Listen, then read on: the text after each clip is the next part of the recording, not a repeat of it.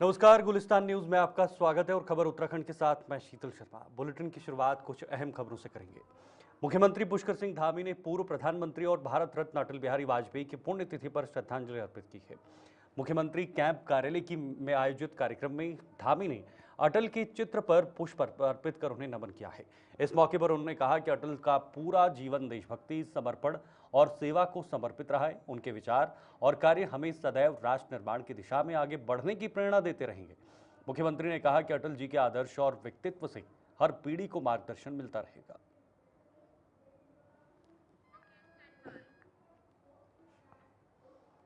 वहीं सैनिक कल्याण मंत्री गणेश जोशी ने मुख्यमंत्री पुष्कर सिंह धामी द्वारा स्वतंत्रता दिवस के अवसर पर सैनिक कल्याण विभाग के ब्लॉक प्रतिनिधियों के मानदेय में 2,000 रुपये वृद्धि की घोषणा कर आभार व्यक्त किया है। जोशी ने कहा कि मुख्यमंत्री पूर्व सैनिकों और विभाग के कर्मचारियों के हितों के प्रति हमेशा संवेदनशील रहते हैं। इस फैसले से ब्लॉक प्रतिनिधियों को आर्थिक लाभ के साथ कार्य में और प्रोत्साहन मिलेगा। उन्होंने कहा कि राज्य सरकार सैनिकों और पूर्व सैनिकों के कल्याण के लिए लगातार कदम उठा रही है और भविष्य में भी ऐसे ही प्रयास जारी रहेंगे।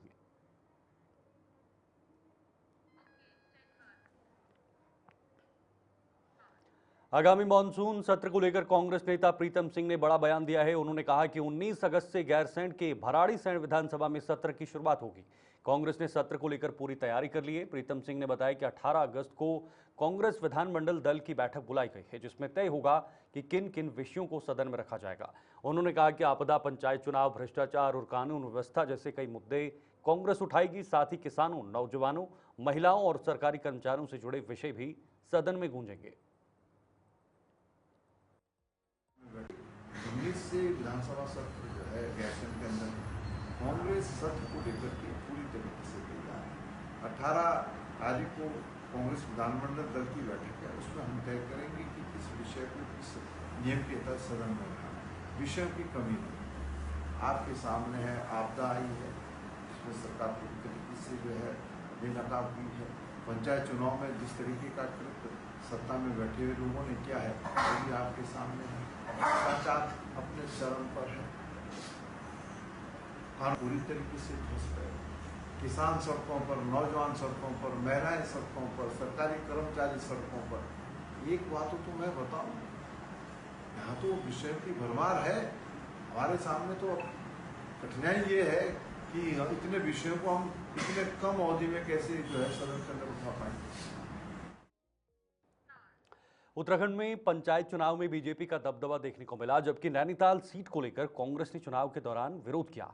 बीजेपी प्रदेश मीडिया प्रभारी मनवीर सिंह चौहान ने कहा कि कांग्रेस के तमाम दावे फेल हो गए और जनता ने बीजेपी को जीत दिलाई है। चौहान ने बताया कि जनता ने डबल इंजन सरकार के विकास कार्यों और मुख्यमंत्री पुष्कर सिंह धामी के नेतृत्व पर भरोसा जताया है। नैनीताल चुनाव में भी बीजेपी की जीत सुनिश्चित है। कांग्रेस के वरिष्ठ नेताओं द्वारा सरकार को बदनाम करने की कोशिशों का असली परिणाम अब सामने आएगा। देखिए, हम त्रिस्तरीय पंचायत चुनाव की अगर बात करें तो जहां कांग्रेस पार्टी बहुत बड़े बड़े दावे इस चुनाव को लेकर के कर रही थी, उनकी पूरी पोल खुल गई है और उत्तराखंड की जनता ने उनको पूरी तरह से नकार दिया है। और भारतीय जनता पार्टी के पक्ष में उत्तराखंड की जनता ने, चाहे प्रधान की बात करें, क्षेत्र पंचायत की बात करें, जिला पंचायत की बात करें, सदस्यों की, उसमें भारी अपार जन समर्थन देकर के डबल इंजन की सरकार ने जो कार्य प्रदेश के विकास के लिए किए हैं उस पर अपनी मुहर लगाई है। और निश्चित रूप से हमारे यशस्वी मुख्यमंत्री माननीय पुष्कर सिंह धामी जी ने जिस तरह से अपने इस कार्यकाल में उन्होंने उत्तराखंड राज्य को एक नई पहचान देने का काम किया है, उत्तराखंड राज्य को देश के सर्वश्रेष्ठ राज्यों की और अग्रसर उन्होंने किया है। तो निश्चित रूप से उत्तराखंड राज्य की जनता ने इन सभी कार्यों को देखते हुए और आदरणीय मुख्यमंत्री धामी जी के जो कार्य हैं उन पर अपनी मुहर लगाई है। और कांग्रेस पार्टी जिस तरह से जनता को भ्रमित करने का जो लगातार काम करती रही है, उस पर भी उत्तराखंड की जनता ने कड़ा जवाब दिया है। रही नैनीताल की बात, नैनीताल में भी भारतीय जनता पार्टी की जीत सुनिश्चित है। और जिस तरह से वहां पर जो कांग्रेस पार्टी के लोग हैं, कांग्रेस पार्टी के वरिष्ठ नेतागण हैं, सरकार को बदनाम करने की जबरदस्ती कोशिश कर रहे थे और स्वयं उल्टा चोर कोतवाल को डांटे की स्थिति वहां पर हो गई थी। स्वयं ही उन्होंने भारतीय जनता पार्टी के सदस्य और हमारे कई निर्दलीय सदस्यों उन्होंने जिस तरह से उठाया था और उल्टे भाजपा पर आरोप लगाते, ये भी जो परिणाम सामने आएगा उसमें उनकी बीजेपी विधायक विनोद चमोली ने कहा कि भारतीय जनता पार्टी लगातार बेहतर प्रदर्शन कर रही है और प्रदेश की राजनीति में मिथक तोड़ते हुए दोबारा सरकार बना चुकी है। उन्होंने बताया कि नगर निगम चुनाव में बीजेपी ने ऐतिहासिक जीत दर्ज की है, जहां देहरादून मेयर ने 1 लाख से अधिक मतों से रिकॉर्ड विजय हासिल की। पंचायत चुनाव में भी पार्टी ने उम्मीद से बेहतर प्रदर्शन किया है। चमोली ने दावा किया कि 2027 के विधानसभा चुनाव में बीजेपी न केवल जीत दर्ज करेगी बल्कि पहले से बेहतर स्थिति में लगातार तीसरी बार सरकार भी बनाएगी। हम तो लगातार बेहतर प्रदर्शन कर रहे हैं। आप जिला पंचायत तक क्यों सीमित है? हम दोबारा सरकार लेकर आए, हमने एक मिथक तोड़ा है प्रदेश के अंदर। उसके बाद हमने स्थानीय निकायों में बहुत अच्छा प्रदर्शन किया। देहरादून से क्योंकि मैं होता हूँ, मेयर भी रहा हूँ, तो 1,05,000 मतों से हमने देहरादून का मेयर जीता है, जो आज तक का रिकॉर्ड है। उसके बाद फिर ये पंचायतों के चुनाव आए तो बहुत सारा मीडिया ने चलाया कि साहब बीजेपी पीछे चली गई, बीजेपी पीछे चली गई। हमने कहा हम कांग्रेस पर एज लिए हुए हैं, कांग्रेस से आगे हैं, आज प्रमाणित भी हो गया। तो लगातार भारतीय जनता पार्टी बेहतर प्रदर्शन कर रही है और आगे भी मैंने पहले ही कहा है कि इस बार 2027 में भारतीय जनता पार्टी फिर चुनाव जीतने जा रही है और पहले से बेहतर स्थिति में जीतने जा रही है। हम हैट्रिक लगाने जा रहे हैं, इसमें कोई संशय उत्तराखंड के न जनता को होना चाहिए न किसी को। आगे बढ़ेंगे। उत्तराखंड के गढ़वाल हिमालय स्थित पंच बद्री धामों में से एक भविष्य बद्री मंदिर में श्री कृष्ण जन्माष्टमी पर्व धूमधाम से मनाया गया। ज्योतिर्मठ क्षेत्र के सुभाई गांव में चीड़ और देवदार के जंगलों के बीच इस मंदिर में हजारों श्रद्धालु पहुंचे। सुबह से ही भक्तों का तांता लगा रहा। भविष्य बद्री मंदिर पूजा समिति की ओर से भव्य अभिषेक, पूजन और आरती का आयोजन हुआ है। भगवान श्री कृष्ण के जन्मोत्सव पर 56 भोग अर्पित किए गए। मंदिर परिसर में भजन कीर्तन और पारंपरिक चोफुला डाकुड़ी गीतों से वातावरण भक्तिमय हो गया। श्रद्धालुओं के लिए भव्य भंडारे का भी आयोजन किया गया है।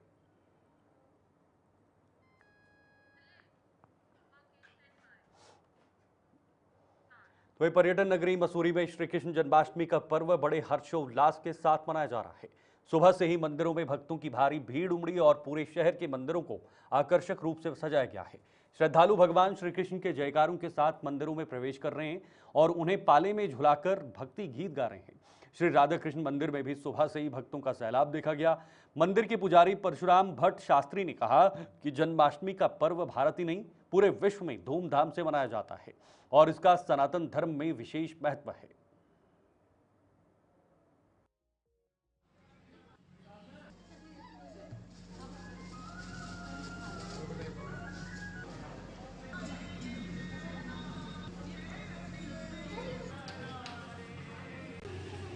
देखिए जी, श्री कृष्ण जन्माष्टमी पूरे भारतवर्ष में, देशों में नहीं विदेशों में भी बड़ी धूमधाम से मनाई जाती है। ये भाद्रपद कृष्ण पक्ष की अष्टमी तिथि को भगवान कृष्ण का जन्मोत्सव बड़ी धूमधाम से ये मनाया जाता है।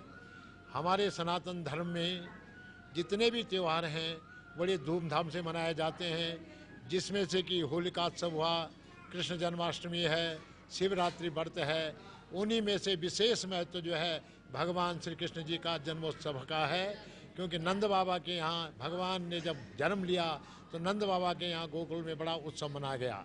वैसे तो अष्टमी जो है मुख्य जो रात्रि व्यापनी थी वह 15 अगस्त को थी, लेकिन हमारे भारतवर्ष में एक स्मार्त अष्टमी होती है और एक वैष्णव होती है। स्मार्त अष्टमी 15 तारीख को थी और वैष्णव संप्रदाय के लोगों की जो अष्टमी है वो आज है। इसका ये महत्व है कि बाबा नंद बाबा के यहाँ जो उत्सव मनाया गया, जिसको नंद उत्सव कहते हैं, वह भाद्रपद अष्टमी को ही मनाया गया। इसलिए पूरे भारतवर्ष में जन्मोत्सव बड़ी धूमधाम से मनाया जाता है। ये त्यौहार ऐसा है जिसका साल भर हम सभी को इंतजार रहता है, क्योंकि श्री कृष्ण जो हैं वो सभी देवों के देव हैं, जिसे कहते हैं कि एक नारायण के स्वरूप हैं। तो उनका जो जन्म का एक दिन होता है जन्माष्टमी, ये भादो में आता है अष्टमी के दिन, और सभी मंदिरों में धूमधाम से मनाया जाता है। मेरे ख्याल से भारत का कोई ऐसा मंदिर नहीं होगा जहाँ पर आज के दिन ऐसा कोई त्यौहार ना मना, मतलब ये जो रंगारंग कार्यक्रम होता है, कीर्तन वगैरह का आयोजन किया जाता है, प्रसाद वितरण किया जाता है और पार्टियाँ बुला के और मतलब बढ़िया से बढ़िया प्रोग्राम करने की कोशिश की जाती है, सजावट की जाती है। प्रसाद बांटने के लिए यहाँ पर रात को 12 बजे तक 1 बजे तक भी प्रोग्राम किए जाते हैं और बहुत धूमधाम से मनाया जाता है। साल भर में सबसे बड़ा त्यौहार इसी को मनाया जाता है मंदिर में। और इस दिन श्री कृष्ण जी का जन्म हुआ था और ये जो जन्म हुआ था वो जेल में हुआ था और वहाँ से वासुदेव जी उनको टोकरी में रात के अंधेरे में लेकर गए थे और उन्होंने मथुरा में उनको वहाँ पर क्या बोलते हैं नंदगांव में यशोदा के साथ उनका जो बच्चा था बिटिया थी उससे चेंज किया बदला था, तो इसीलिए उत्तरकाशी के हरसिल में बनी झील को शनिवार को सफलतापूर्वक पंचर कर दिया गया। झील से पानी निकालने के लिए उत्तराखंड जल विद्युत निगम, सिंचाई विभाग, एसडीआरएफ, एनडीआरएफ, स्थानीय पुलिस और जिला प्रशासन की टीमों ने संयुक्त रूप से काम किया। विभागीय टीमों ने नदी के समांतर नहर बनाकर पानी को सुरक्षित तरीके से बाहर निकाला है। विपरीत परिस्थितियों के बावजूद 30 से अधिक कर्मचारियों ने युद्ध स्तर पर काम कर झील से पानी की निकासी सुनिश्चित की है। झील के सुरक्षित निस्तारण के बाद स्थानीय लोगों और प्रशासन ने राहत की सांस ली है।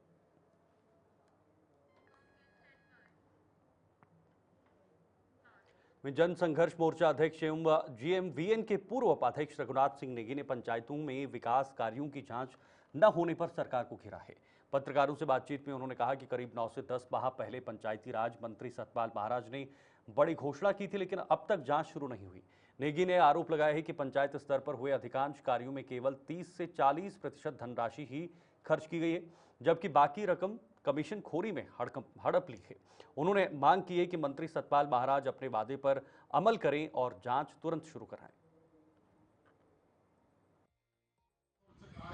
राज्य मंत्री हैं सतपाल महाराज जी, बड़े जोर शोर से उन्होंने ऐलान किया था, समाचार पत्रों की सुर्खियां भी बना कि हम पंचायतों में जो विकास कार्य उनकी जांच कराएंगे। हमारा कहना है, चाहे जिला पंचायत का हो, चाहे क्षेत्र पंचायत का हो, ग्राम प्रधान, चाहे ग्राम पंचायतों का, तमाम जितने भी विकास कार्य हैं इन 5-10 सालों में उनकी जांच निश्चित तौर पे इसलिए जरूरी है।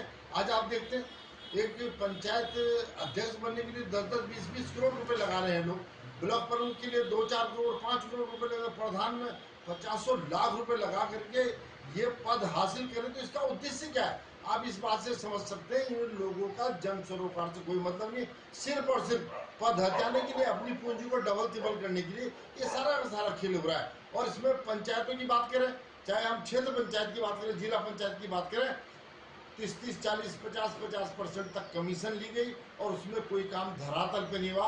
कई काम ऐसे हैं जो उनको नाम बदल करके उनको अंजाम दिया गया, जैसे ए से लेकर के बी के घर तक की 200 मीटर की सड़क, फिर वही सड़क को बी से लेकर के ए के घर तक की उसका नाम बदल दिया। यानी इस तरह उनका योजनाओं का नाम बदल के जो करोड़ों रुपए की, जो सैकड़ों करोड़ रुपए की जो बंदर बांट हुई है, निश्चित तौर पे बहुत दुर्भाग्यपूर्ण है। मैं समझ नहीं पा रहा हूँ कि सतपाल महाराज जी को आखिर हुआ क्या है, वो क्यों बैकफुट पाए, क्यों उन्होंने यू टर्न लिया, उनको क्या डर ऐसा सता रहा है कि उन्होंने वो फाइल ठंडे बस्ते में डाल दी। हमारा फिर सतपाल महाराज जी से कहना है कि आप अपना जमीर जगाइए, अपने जमीर को जिंदा कीजिए और दोबारा, अब तो पंचायत के चुनाव भी होंगे, अब तो आपको न खोने पे डर है न पाने पे डर है। अब आप जो है इन तमाम जो पंचायतों के जो चुनाव, जो ग्राम विकास के काम है, तमाम जितनी भी योजना है उसमें जो धांधली हुई है उसकी जांच कराइए, जिससे सारा का सारा जनता के सामने है और जो तमाम ये लूट हुई है। तो वहीं रुड़की के लक्सर कोतवाली क्षेत्र के मुंडा केड़ा कला गांव में शुक्रवार देर रात एक घर में मगरमच्छ घुस गया। मदन पाल नामक व्यक्ति के घर में अचानक हलचल से परिवार जाग गया और मगरमच्छ को देखकर हड़कंप मच गया। शोर सुनकर ग्रामीणों की भीड़ मौके पर जमा हो गई। सूचना पर पहुंची वन विभाग की टीम को भी मगरमच्छ ने खूब चकाया है। टीम ने काफी मशक्कत के बाद मगरमच्छ को काबू पाया, लेकिन वाहन से गंगा में छोड़ दिया। इस दौरान ग्रामीणों ने पूरी घटना का वीडियो भी बनाया, जो सोशल मीडिया पर तेजी से वायरल भी हो रहा है। जैसे हमारे गांव ग्राम मुंडाखेड़ा कला में हमें नागपुर सूचना मिली थी मदन पाल के घर में, तो हमने मनीष चौधरी को, जिला पंचायत को फोन किया और जैसे ही उन्होंने तुरंत वन विभाग को फोन किया तो वन विभाग की टीम तुरंत 10 मिनट के अंदर गांव पहुंच गई और नागपुर सकुशल बिल्कुल ठीक ठाक, किसी को बिना नुकसान पहुंचाए नागपुर पकड़ कर और जी गाड़ी बैठा लिया जी। और जो वन विभाग की टीम थी हमारी जी, उन्होंने बहुत ही बढ़िया काम किया जी, बहुत ही बढ़िया। हम उनका धन्यवाद करते हैं, बारी बार धन्यवाद करते हैं। मुनस्यारी बचाओ संघर्ष समिति ने 14 अगस्त को मुनस्यारी में हुई गुंडागर्दी जांच की मांग उठाई है। समिति के संयोजक और पूर्व जिला पंचायत सदस्य जगत मर्तोलिया ने पुलिस अधीक्षक रेखा यादव को ईमेल के माध्यम से पत्र भेजकर आरोप लगाया कि धारा 144 के बावजूद पुलिस की मौजूदगी में अराजकता फैलाई गई और पुलिस मूक दर्शक बनी रही। उन्होंने पर्यटन क्षेत्र में इस तरह की घटनाओं को अस्वीकार्य बताया है। समिति ने वरिष्ठ पुलिस अधिकारी की अध्यक्षता में निष्पक्ष जांच कमेटी गठित करने की मांग की है। चेतावनी दी गई कि कार्रवाई न होने पर महापंचायत व धरना प्रदर्शन होगा।